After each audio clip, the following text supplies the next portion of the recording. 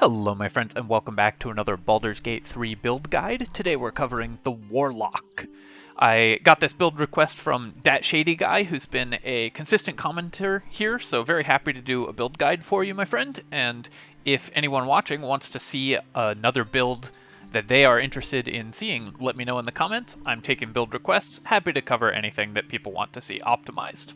The Warlock, I think, is one of the best characters for soloing the game, so I'm going to be doing two versions of this build. One for Wyll, or just a party member Warlock who's there to help a full party, and one for a solo character that's intended to solo the game on Tactician. Warlock, because of its consistent, strong power spikes and very low floor, as in a Warlock will never be very bad no matter how many resources you've spent that day, is very consistent for long dungeons and very useful for soloing the game because you have constant damage output. So let's talk about how to get that going.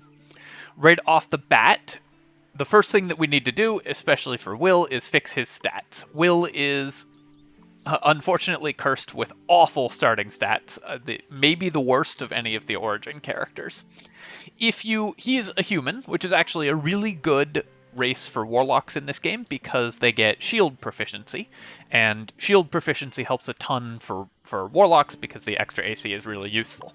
This build will be getting heavy armor and shield proficiency elsewhere later in the build, but the early levels are smoothed out a ton by having that extra AC, so I think that humans are a top tier choice for warlocks. If you are creating a brand new character, I think that the best possible choices are half Wood Elves because they have shield proficiency and also the extra movement speed, and half Drow because of the same shield proficiency and the extra casts of Darkness that you get once per day, Darkness being one of the most important spells for Warlocks. So those are kind of the best choices for racial options.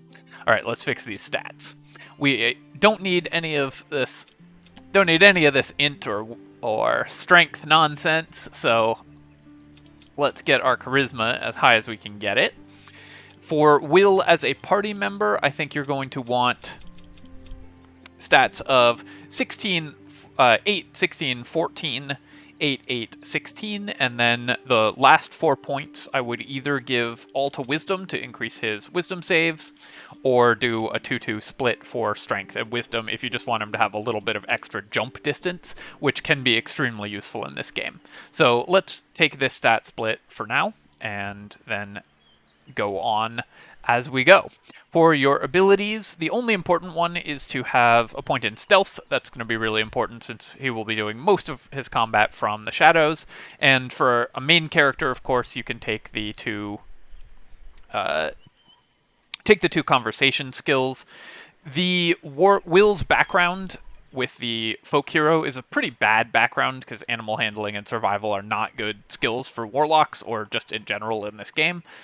So I would definitely swap out the background if you are starting a fresh character. Something like Urchin gets you sleight of hand and stealth, or anything that gets you persuasion can be really useful if you want your character to be a party face. Overall, though, obviously, folk hero is not going to be the best choice. For our cantrips, of course, we are taking Eldritch Blast. The whole point of playing a Warlock is that Eldritch Blast is an incredible spell. It does 1d10 force damage being resisted by almost nothing. And unlike every other cantrip, instead of gaining additional damage dice, it gains additional attacks, which means that any rider effects, extra effects that it can provide, get applied multiple times off of the Eldritch Blast, and we're going to be stacking a lot of effects on this character so that every time we hit stuff with Eldritch Blast, a bunch of cool stuff happens. You can target multiple enemies. It's extremely powerful. One of the best cantrips in the game. Basically, you should think of a Warlock as kind of a half spellcaster, half archer hybrid, because Eldritch Blast is just very consistent ranged damage. Our second cantrip matters a lot less, but Mage Hand and Minor Illusion are both incredible. I would probably lean towards Minor Illusion because we'll be able to reposition enemies, and this will oftentimes be a stealth attacking build, so Minor Illusion is very useful there. Our subclass actually does not have as much impact as you would think, and it's interesting because Wyll's subclass, you can change it even though we know who his patron is. I think that the overall best subclass is the Great Old One because of the defensive talent at level 6, and also because of Mortal Reminder, which is, since we'll be Eldritch Blasting several times around, we're very, often from advantage, since we'll be attacking from stealth, we're very likely to land these critical hits, sometimes in multiples, and even though the save DC or Be Frightened isn't an enormous effect, it's really nice to just have this for free as an additional effect that we get just for our normal attacking. And Frightened is a powerful condition.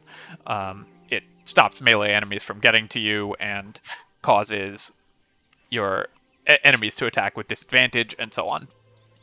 For our spells, the 2 spells that we're going to pick at level 1, and the Warlock is going to change out your spells very often, because how the Warlock's spell slots work is you get 2, and they're always the highest level that you have available.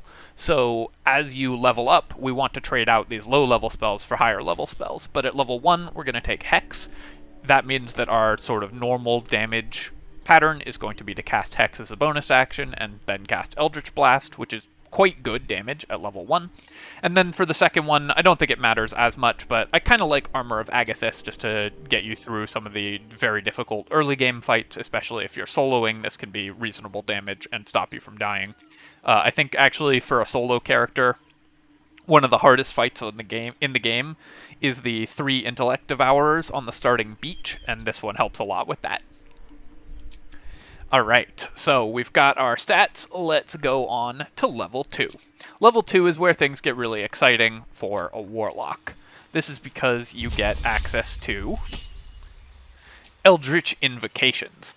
Eldritch Invocations are permanent modifiers that you can have to your character, and the best of these, and what makes this build work, is Agonizing Blast. When you cast Eldritch Blast, add your Charisma modifier to the damage it deals, unless it's negative. So this means that all of our Eldritch Blast attacks are doing an additional 3 Charisma damage, which will level up as we increase our Charisma through feats. And this is incredibly powerful. It makes Eldritch Blast one of the best damage-dealing options in the game, and of course, every time we attack with it, which we'll get multiple attacks with it, it applies that damage over again. For the second one, I like Repelling Blast. This is really good utility, because when pushing back an enemy can, of course, increase your damage by pushing them off ledges, even into pits to kill them instantly. It also just keeps them away from you, which is really useful since we're a ranged damage attacker, and so keeping melee enemies back is really good. This is the first major difference point for the solo build and the party build, but I'll come back to that as I cover the build intended to solo later on in this video. For our spell, I think I like Expeditious Retreat here because it gives you a bonus action repositioning tool, which is extremely powerful in the early game. Any bonus action mobility spell is very good and will keep you out of trouble. We don't need to replace anything because we took the 3 best level 1 spells already. At level 3, we get to choose our Pact Boon, so we could take Pact of the Chain and get a familiar, Pact of the Blade and become a melee attacker, and Pact of the Tome and get extra spells. If you've watched a few of my other build guides, you will probably be able to guess what I like here, and that is Pact of the Tome. Extra spells are incredible. This also gives you guidance, which as a party member is really nice to have. These other cantrips are not great, but the Pact of the Tome we take for spells later down the chain. Pact of the Blade will be more damage overall, but of course requires you to attack in melee, and Pact of the Chain does have a lot of utility. The Imp is actually quite good. It does good damage and can scout invisibly for you, which is pretty strong utility, but for actual sustained ranged damage in combat, Pact of the Tome is the best. We also get access to our level 2 spells. So we're going to take Darkness, because that's the thing that makes this build work. Most combats we are going to be standing in darkness, or using it to blind enemies. And we're going to replace another spell, and we'll get rid of Armor of Agathis, because at this point it no longer provides a ton of utility anymore, and replace it with probably Cloud of Daggers, because Cloud of Daggers is just a really good spell, especially because it's always cast at your highest available spell slot level, so it's just going to do pretty good damage to any locked down enemy. You could also take invisibility. I also like Misty Step a lot, so we could consider taking that. Any of those are fine, and we will pick up all of those as we go. At level 4, we get an extra cantrip. If you are a party member, then probably Mage Hand is the most useful. If you are a party face, you might want Friends.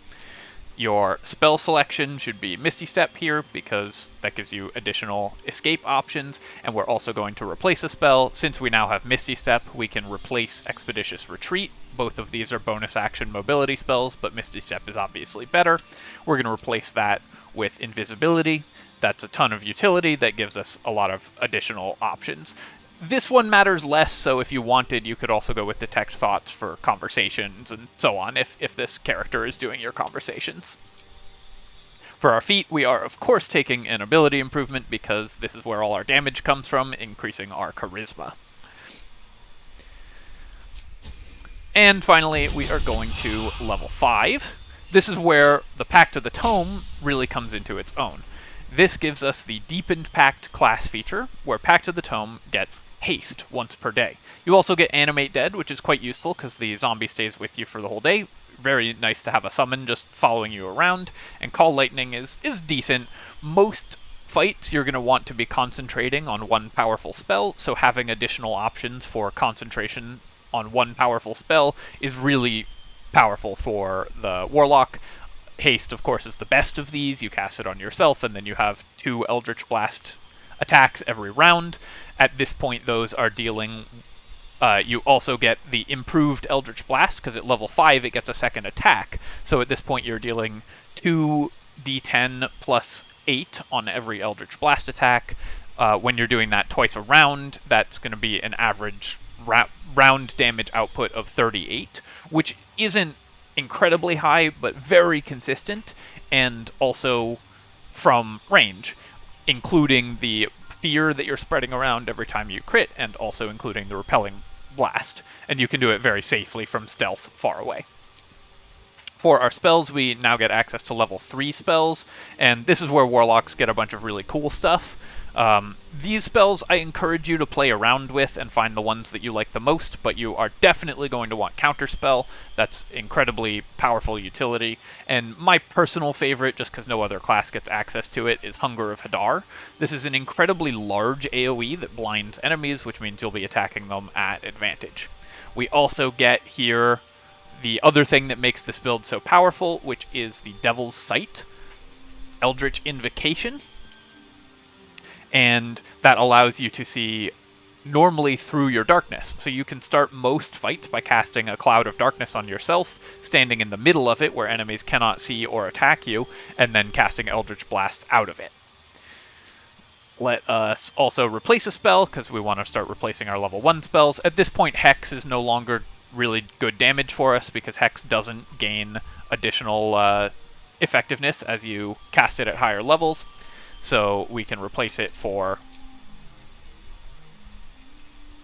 Counterspell and Hunger of Hadar are what I like at level 5. Another good option is Hypnotic Pattern. This is a really powerful spell to concentrate on at the beginning of fights, and that will knock a few enemies out of the fight so you can focus them one at a time. Any of those are really strong. At this point, we are going to actually deviate from Warlock for a little bit. One of the things about Warlock, especially in Baldur's Gate, is that they don't really get a huge benefit from going past level 9 in Warlock, so we want to fill 3 other levels. Where we fill those 3 other levels in the build is a little flexible. We could continue up to level 8 Warlock to get access to our feats, or level 9 Warlock, and then stick in these extra levels at the end. But I like leveling these here because we are going to be trying to increase our damage and utility in fights with these levels. So what we're going to do is grab Fighter, which gives us Second Wind, which is fine, and Defense Fighting Style. This doesn't add a lot, although it does give us medium armor and shield proficiency. Another option is you could start with 1 level of Fighter to gain heavy armor proficiency, and then you begin with the game with heavy armor proficiency rather than multiclassing into Fighter and gaining just medium armor proficiency. That could be useful if you intend to wear heavy armor throughout the game. So keep that in mind, that you might want to start as a level 1 fighter, but that will delay access to your Warlock goodies. And then the next level we are going to level 2 fighter, because this gives us Action Surge. Action Surge is one of the best abilities for spellcasters in the game, but usually is difficult to take on spellcasters because then you don't get access to your highest level spells.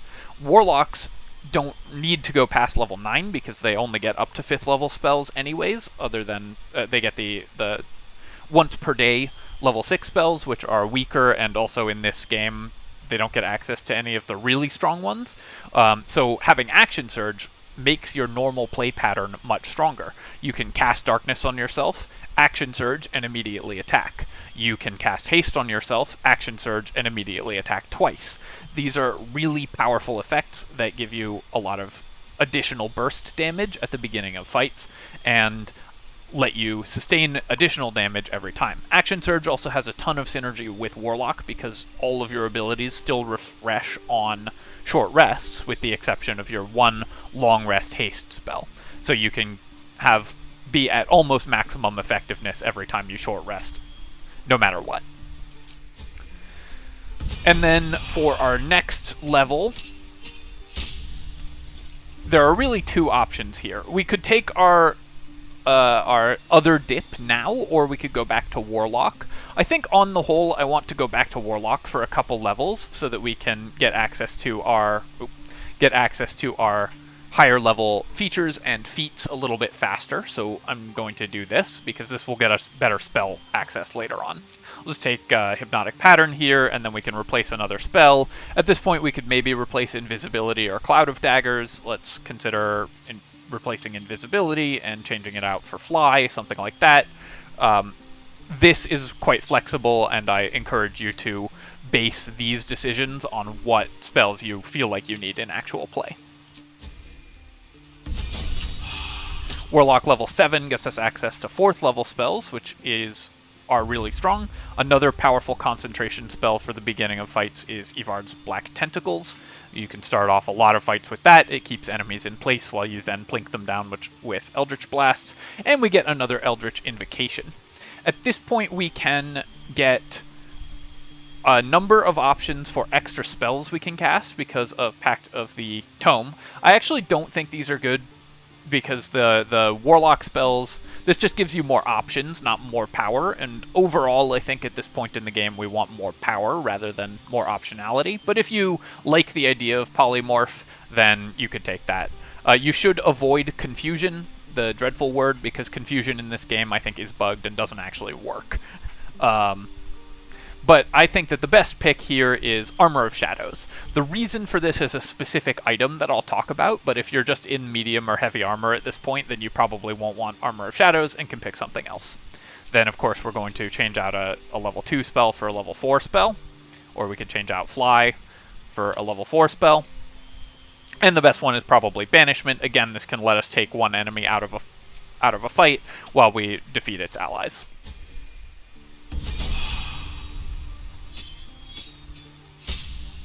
Level 8 Warlock, we get to maximize our abilities here and continue to upgrade our spells. At this point, what our spell selection is doesn't matter as much, so just take something that you think is going to be fun.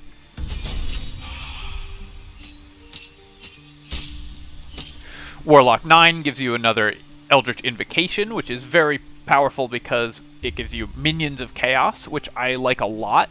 Having these day-long summons can really help, especially if you're a solo build. And then we also get access to level 5 spells. We only get a few level 5 spells, but the one that is really strong here is Telekinesis. Extremely powerful. You probably don't actually even need Hold Monster or Dominate Monster, but if you want to Dominate Person, but if you want to pick one of those up, you can replace a lower level spell for it. And finally, we're going to finish the build off by dipping one level of Sorcerer. The reason for this is twofold. One is we get access to the Shield spell, which is a super powerful defensive option. That plus our Warlock, the level 6 Great Old One Warlock, or Gulock, defensive option, gives us a bunch of reactions that increase our AC by 5, plus the fighter defensive fighting style will mean that we'll have AC somewhere around the 20 to 21 range with our shield and medium armor, or shield and mage armor, and then can increase that to 25 or 26 with shield when we need it. For our second spell, something like Enhanced Leap is fine, just something with utility, but more importantly we get the Storm Sorcery subclass, which gives you the Tempestuous Magic feature, giving you Fly as a bonus action, which allows you to reposition as a bonus action. That's always super powerful. Really appreciate having this on any build that's going to be casting spells, and we'll be casting spells at the beginning of every combat, so Storm Sorcery is really good. This is my pick for Wyll's build. This will give you 3 Eldritch... every turn of combat, you should be able to use Eldritch Blast 3 times, and you should be able to Action Surge for an additional cast of that, haste yourself once per day for an additional cast of anything, and so you'll begin most fights by entering a cloud of darkness, and then Eldritch Blasting once or twice out of it for significant damage, which pushes enemies back and fears them. Then every subsequent turn of combat you can concentrate on whatever powerful spell you started the fight with, whether that be Darkness, or Evard's Black Tentacles, or Banishment, or so on, and continue to Eldritch Blast. Finally, I'm going to just quickly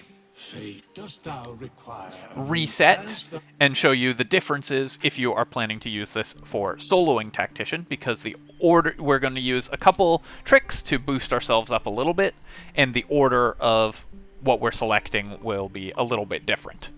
Here I am going to change my stat spread slightly to have, because we want to be able to get 17 charisma.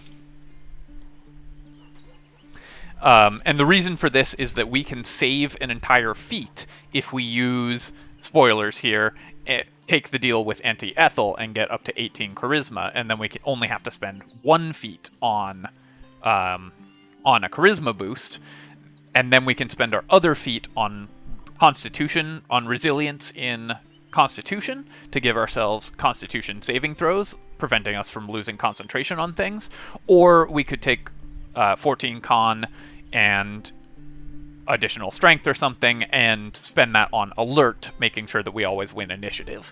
Whether you want to win initiative or pass concentration checks is kind of up to you. I tend to think that initiative is better, so I'll demonstrate alert in this build. Another option is you can use the Gloves of Dexterity, and then you can respec to remove dexterity. But overall, we're going to be making all the same decisions otherwise.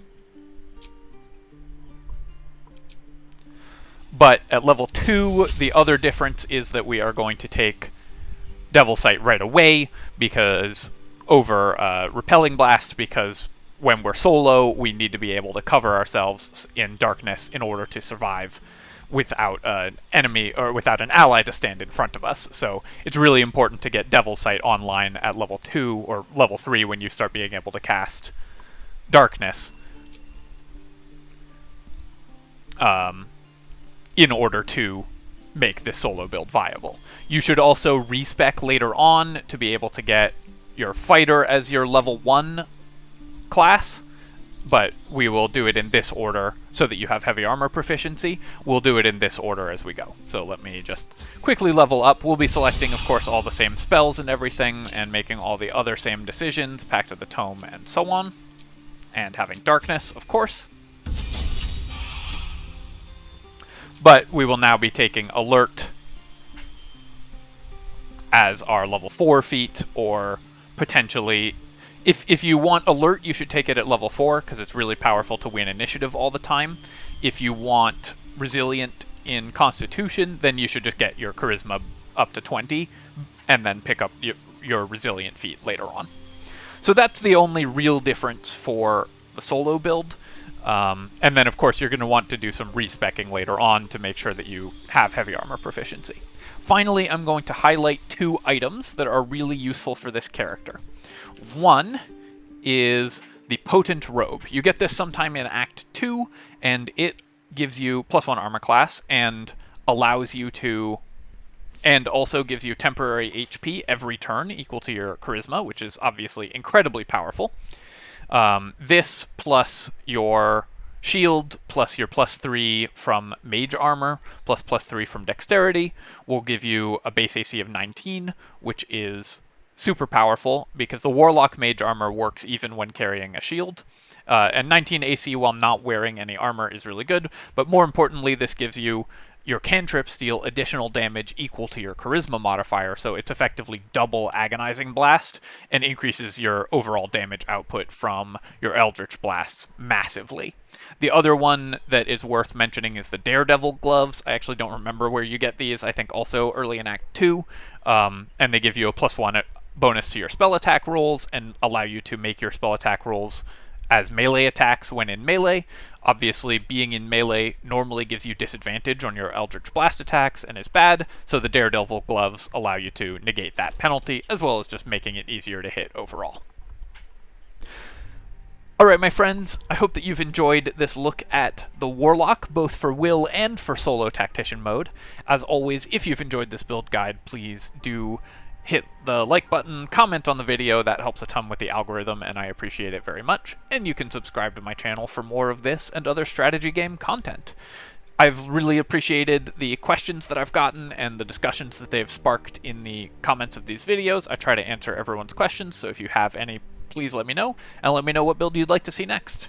Cheers, folks. I'll catch you next time.